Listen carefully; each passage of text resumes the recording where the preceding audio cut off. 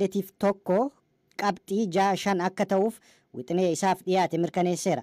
Manni marichaa ibsa isaa har'a baaseen baajetni kun harki caalaan isaa nageenya biyyattii eegsisuuf akkasumas bu'uuraalee misoomaa yeroo wal waraansa kaaba biyyattii keessa ture miidhaan irra ga'eef deebisanii ijaaruuf akka oolu eereera. Ministeerri Faayinaansii Itoophiyaa Ahimad Shidee ji'a bitootessaa darbe keessa mana maree bakka bu'oota uummataaf gabaasa dhiyeessaniin waggoottan 5 dhufan keessatti bu'uuraalee misoomaa wayita wal waraansaa miidhaman deebisanii ijaaruuf baasii doolaara Ameerikaa biiliyoona 20 barbaachisa jechuun isaanii ni yaadatama. Baajata har'a mana maree ministeerota Itoophiyaaf dhiyaatee mirkanaa'e keessaa birriin biiliyoona 369 qabxii 6 baasii waliigalaaf birriin biiliyoona 203 qabxii 9 baajata kaapitaalaaf akka ooluu fi birriin biiliyoonni 214 qabxii 7 immoo naannoleef kan qoodamanidha jedha gabaasni Finfinneerraa Kennedy Abaatee erge. Tokkummaa mootummootaatti hooggantuun dhimma daa'immanii Virgiiniyaa Gaambaa bakkoota jeequmsi jirutti daawwannaa guyyoota 2 Itoophiyaatti taasisaniin waliigalteen yeroo darbe biyyattii keessatti taasifame daa'imman hawaasa dinagdeen miidhaman gargaaruu qaba jedhan. Yeroo daawwannaa isaanii kana keessatti Finfinneetti itti aanaa muummee ministeeraa fi ministeera haajaa alaa, ministeera barnootaa, ministeera waraanaa, kan haqaa fi ministeera dubartootaa fi hawaasummaa akkasumas koomishinii deebisanii dhaabuu kan biyyaalessaa koomishinaroota poolisii waliin haala itti daa'imman yeroo walitti bu'iinsaa sana miidhaan irra ga'eef kunuunsa godhuu irratti mari'ataniiru. Marii isaanii kana keessattis qooda fudhattoonni kunneen hundi dhaabbata mootummoota gamtoomanii waliin ta'uun haala amma Itoophiyaa keessatti mul'achaa jiruun miidhaa yeroo walitti bu'iinsaatti daa'imman irratti raawwatuu fi daa'imman jajjabeessuu akkasumas miidhaa koorniyaa qaamota walitti bu'aniin raawwateeru bakkatti deebisu, daa'imman butamanii jiran gadhiisisu, yeroo walitti bu'iinsaatti humnoota hidhataniin kan miidhaman deebisanii dhaabu, manneen barnootaa yeroo walitti bu'iinsaatti hojii baruuf barsiisuun ala turan bakkatti deebisuu dabalate warra miidhaan irra ga'ee hafan kan humnaan gudeeddii dabalate leenjiin haala kennamuufii irrattis marii taasisaniiru. Qaamolee mootummaan alattis Virgiiniyaa Gaambaa dhaabbilee dhaabbata mootummaa gamtoomanii kanneen daa'imman irratti hojjetanii fi dhaabbilee miti mootummaa waliin marii taasisaniiru. Bakka buutuun addaa dhaabbata mootummoota gamtoomanii dhimma daa'immanii bakkoota walitti bu'iinsi jirutti eegumsa daa'immaniif taasisuu irratti tarkaanfii gama mootummaa Itoophiyaan jiru jajjabeessaa jedhan. Dhaabbanni mootummoota gamtoomanii kana gargaaruuf qophii ta'uu himuun Itoophiyaa keessatti nageenyi dhufuun kan barbaachisu daa'imman haala mijataa keessa akka jiraataniif taasisas jedhaniiru. Mootummaan federaalaa Itoophiyaa gabaasa Human Rights Watch dhiyeenya jechuun waxabajjii tokko bara 2023 baase ragaa hin qabu jechuudhaan fudhatama dhabsiisee jira. Human Rights Watch gabaasa isaa torban darbe baase keessatti waliigalteen nagaa jiraatus aangawoonni naannoof humnoonni Amaaraa lixa Tigraay keessatti duula fixiinsa sanyii saba Tigraay irratti geggeeffamaa jiru irratti bobba'anii jiru jechuudhaan himatee jira. Mootummaan Itoophiyaa Human Rights Watch haala naannoo sanaa jiru akka inni itti ibse kan wal dha'eef dogoggorsaadha jechuudhaan qeeqee jira. Walitti bu'iinsi kaaba Itoophiyaa keessatti uumame Affaar, Amaaraa fi Tigraayin dabalatee naannolee hedduu akkaan miidhe mootummaan cimsee kan ibse yoo ta'u Human Rights Watch naannoo murtaa'e tokko qofaarratti xiyyeeffate jechuun himate. Gara oduutti aanutti naaceen immoo kanneen waraana kaaba Itoophiyaa irratti hirmaataniif miidhaan qaamaa irra gahee guyyaa kaleessaa Maqaleetti hiriira bahaniiru. Walwaraansa kaaba Itoophiyaatti mootummaa federaalaa fi humna bilisa baasaa uummata Tigraay gidduutti ture irratti gama humna bilisa baasaa uummata Tigraayin kanneen waraanaa turan garuu waraanicha irratti miidhaan qaamaa garaagaraa isaanirra ga'eeru nyaata ga'aa fi daawwaa dhabneerra jechuun guyyaa kaleessaa wiixata magaalaa Maqalee keessatti hiriira nagaa ba'aniiru. Dhaadannoo isaanii keessattis bulchiinsi yeroo kan naannicha xiyyeeffannoo nuuf hin kennine jechuun namoonni gargaarsa namoomaa barbaadan kunneen komataniiru. Pirezidaantiin bulchiinsa yeroo kan naannoo Tigraay obbo Geetaachoo Raddaa namoota humna waraanaa adda bilisa baasaa uummata Tigraay ta'an kan wal waraansa ture irratti miidhaan qaamaa irra ga'eeru waliin marii taasisanii isaan deebisanii dhaabuuf baajatni akka ramadamuuf waadaa galaniiruu fi jechuun Maqaleerraa kan gabaase Mulgeetaa Asbahaati. Keeniyaa Naayiroobiitti jiraattonni dhaabbolii gatii gibiraa boba'aa mana jireenyaaf qabiyyee dijitaalaa mormuun mana maree fuula duratti ba'an irratti poolisiin biyyattii tarkaanfii gaazaa imimmaansu irratti fudhatee jira. Pirezidaantiin biyyattii Wiiliyaam Ruuto ji'a hagayyaa darbe filannoo mo'achuun gara aangootti dhufan imaammata isaanii galii dabaluun hiyyeessota gargaaruu jedhu qabatanii dhufaniin mormii keessummeessaa jiru. Hojjettoonni fi dhaabbileen siyaasaa mormitootaa imaammata kana mormaa kan jiran qaala'insi jireenyaa akka malee dabaluu ni jalu. Lammiileen biyyattii imaammata daballii gatii kana morman mallattoo walitti qaban mana maree bakka bu'oota uummataaf galchuuf ba'an 500 ta'an irratti poolisiin tarkaanfii gaaza imimaansuu fudhateera. Hiriirtota keessaa kanneen 11 ta'an immoo to'atamuu isaanii namoonni ijaan argine jedhan Rooyitersitti himaniiru. Daballiin gatii gibiraa kun tasgabbii faayinaansii biyyattii keessatti uumuun dargaggoota hojii dhabeeyyii hedduuf carraa hojii uumaaf jedhu Ruutoon pirezidaantiin Keeniyaa. Imaammata kanas warri seera tuman torban dhufu gara filannootti dhiyeessu jedhame eegama. Paartiin siyaasaa mormituu Azimio la Umoja yookaan paartii tokkummaa jedhamuun beekamu kan ji'a bitootessa darbe keessa haala qaala'insa jireenyaa irratti hiriira mormii mootummaa irratti waamee ture. Daballiin gatii gibiraa ammaa kun biyyattii gara bara 1990mootaatti duubatti deebisa jechuun qeeqa. Waldaan hojjettootaa kan waldaa hojjettoota fayyaa tokko of keessatti dabalate torban darbe daballii gatii gibiraa kana irratti mormii isaanii dhageessaniiru. Loltoonni Ugaandaa haleellaa Alshabaab jalaa dhokatanii guyyaa 6 booda argamanii jiranii mitikku. Dubbii himaan humna waraanaa Yuugaandaa sagalee Ameerikaatti akka himanitti guyyoota 6 dura humnoonni waraanaa Alshabaab buufata waraanaa Yuugaandaa Somaaliyaa keessatti gola nagaa eegumsaaf bakkasitti argamu haleeluu isaanii mirkaneessaniiru. Birgaader Jeneraal Feeliksii Kulaagiyee loltoonni Yuugaandaa leetanaanticha dabalate 4 haleellicha irraa hafan magaalaa Buloo Maarer kan Moqaadishoo irraa fageenya kiiloomeetirii 110 irratti argamu keessatti argaman jedhan. Loltoonni kunneen kan argaman erga Yuugaandaan buufata waraanaa ishee kamisa darbe deebistee qabatteen boodas jedhan Kulaayigeen. Itti dabaluunis loltoonni argaman kunneen gargar faca'anii dhokatanii turuu isaanii ibsuun yeroo nuti deebisnee isaan argannutti nyaataaf bishaan dhugaatii dhabuutiin baay'ee dadhabanii turanis jedhan.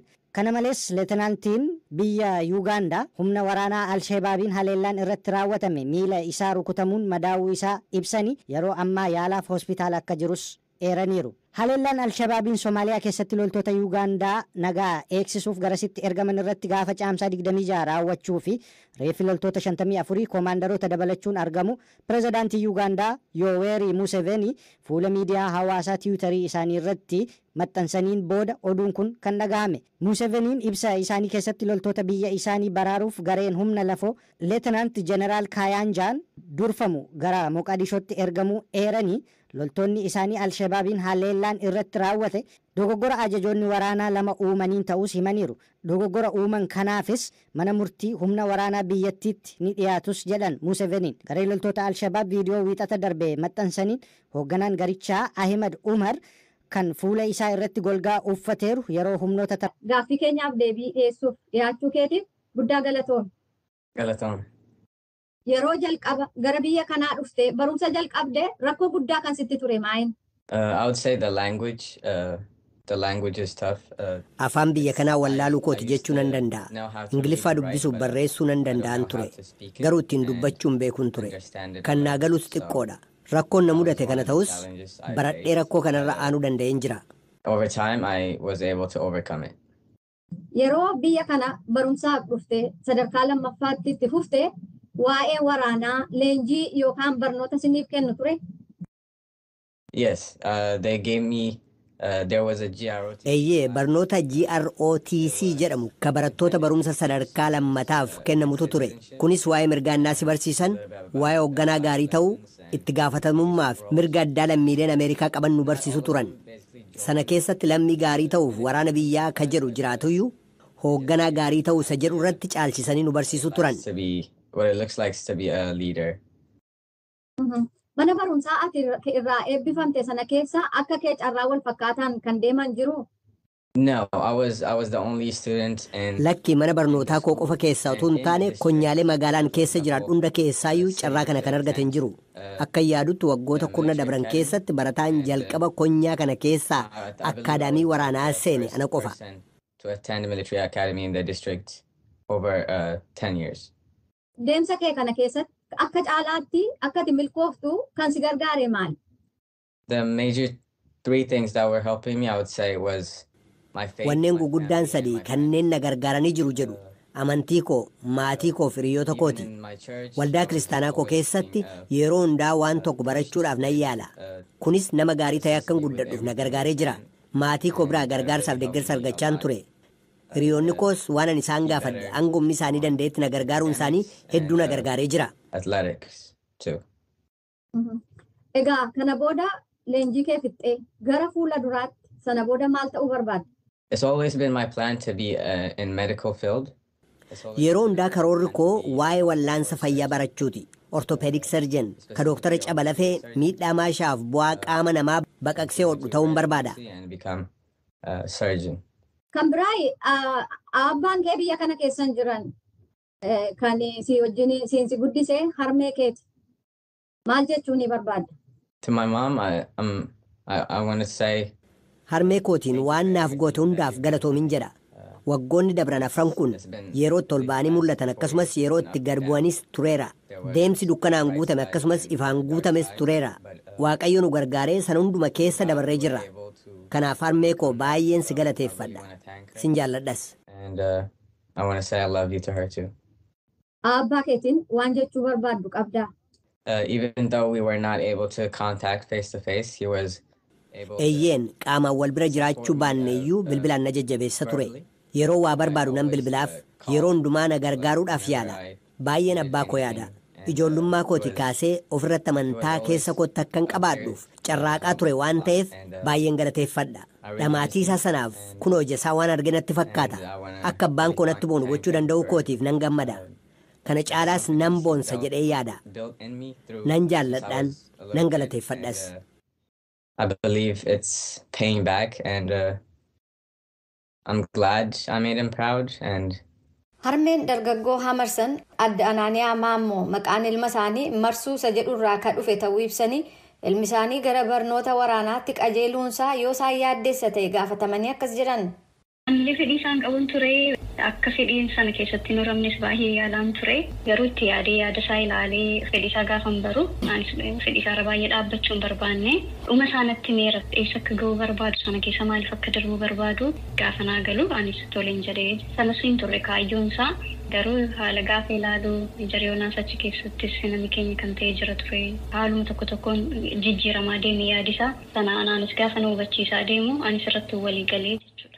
Mana barumsaa oolee yeroo manatti galuu deemsa barnoota isaa keessatti baay'ee qayyabataa itti fuullatfatee hojjetaa maaliif qabxiin argate baay'ee guddaadha. Baay'een qayyabata yeroo iyyuu hin qabu sanbata duraa sanbata guddaallee mana barumsaa waan adda addaa keessa waa baay'ee irratti hirmaata waan ta'eef baay'ee biiziidha barumsa qofa miti wanta inni keessatti hin hirmaanne hin jiru sammuun isaa akka waan akkasitti naaf qabamu nan barbaadan ture haala keessa darbinu adda addaan sammuun isaa akka hatamu barbaadan ture kanas nan jalqaba sanas nan jalqaba jedhee gaafa waan adda addaa keessa galu baay'een gammadan ture natti tolaan. Infiigaa kubbaa miilaan taphataa halkan iyyuu gala sa'aatii argatutti hin qo'ata. Wanti guddaan anaaf milkaa'ina isaa iddoo inni deemuu fedhu san argachuu isaadha anaaf.